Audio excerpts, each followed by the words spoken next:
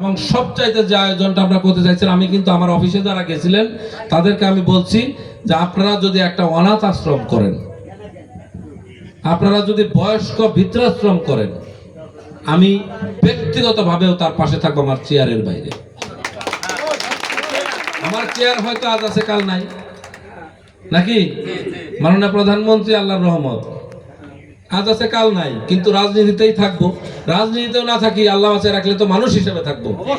নিজের একটু অর্থনৈতিক যোগ্যতা ক্ষমতা যেটুকু আছে, আমার যত বন্ধু বান্ধব আছে, আমি আপনাদেরকে একটা কথা বলে দেই যে আপনারা একটা প্রবীণ নিবাস তৈরি করবেন, অনাথ আশ্রম তৈরি করবেন, তার সর্বোচ্চ সকল সহযোগিতা আমার পক্ষ থেকে আপনাদের আমি করব।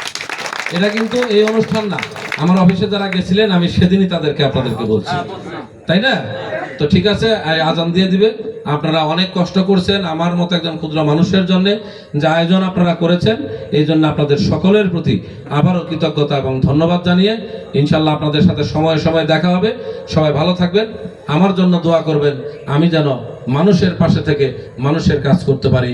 যে উদ্দেশ্য নিয়ে রাজনীতির জীবনে আছি, সেই উদ্দেশ্য আল্লাহ রাব্বুল আলামিন আমাকে বাস্তবায়ন করার সুযোগ দেয়। সবাই ভালো থাকবেন, সুস্থ থাকবেন, সুন্দর থাকবেন।